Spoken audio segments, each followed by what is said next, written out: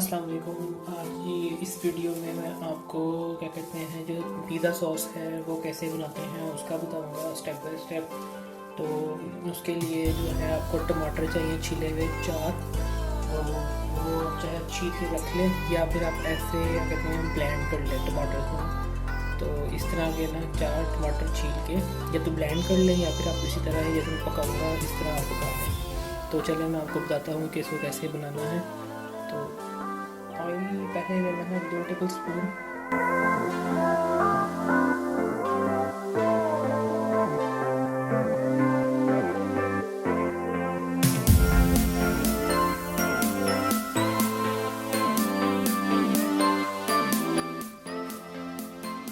इसके बाद ऑयल के बाद जो है 4 लहसुन की जवें ले लें। जो 4 लहसुन होते हैं उसको छील लें और छील के उसको अलग कूट लें। तो बेहतर है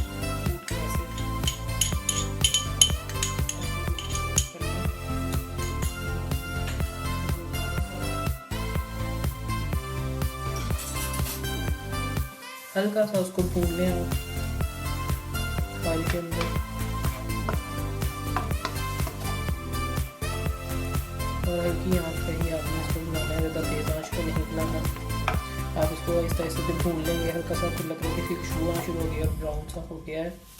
तो आप इसके अंदर इसके बाद टमाटर ऐड करेंगे।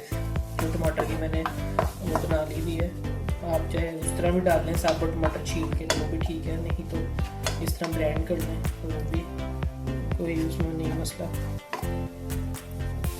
ये देखें इसमें से आवाज़ आना शुरू हो गई है, इसका मतलब है कि हल्का भूनना शुरू हो गया। जब हल्का भून लेंगे और खुशबू आना शुरू हो जाएगी तो आप इसमें टमाटर ऐड करें। जो मैंने तो साबुत टमाटर ऐड कर दिया आपकी इस तरह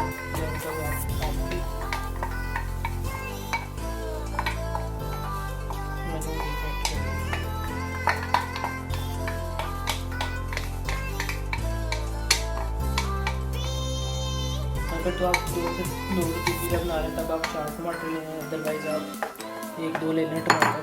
उसको अच्छी तरह भून लें। उसमें सुरख मिर्च इसमें 1 टेबल स्पून लेना है, ज़्यादा नहीं लेनी है आप, क्योंकि आपने पिज़्ज़े में भी जब आपने उसकी सॉस बनानी होगी तो उसमें भी आपने मिर्च ली है।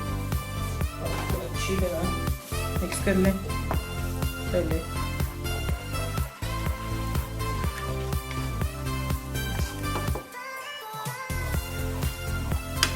इसमें ना पानी ऐड कर दिया हल्का सा, बिल्कुल ज़्यादा नहीं डालना आपने, बिल्कुल हल्का नहीं डालना है। हल्का पानी डाल दें इसमें।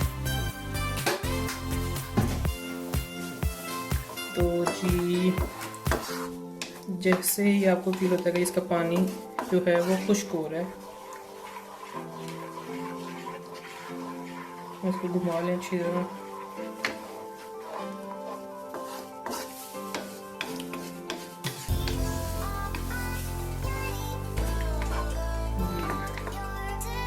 और जब इसका पानी हल्का हल्का खुश्क आपको लगे, फील हो रहा हो कि पानी का खुश्क हो रहा है, तो आप इसमें 2-3 साबुत सुरख मिर्च डाल दें, ठीक है। और उसको थोड़ा सा मज़ीद और पका लें, क्योंकि जो है टमाटर का अपना ही पानी होता है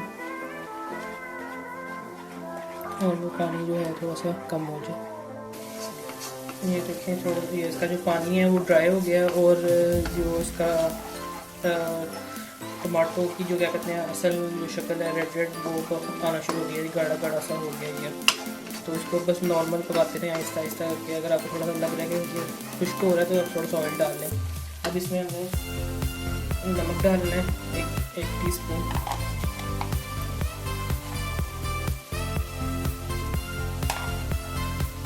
और चीनी भी उसी हिसाब से डालनी है, 1 टीस्पून ही डालनी है।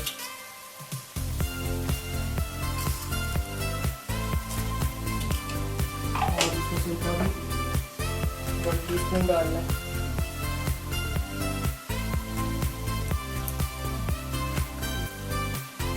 उसको फिर से एक दफ़ा अच्छी तरह पका लेंगे। और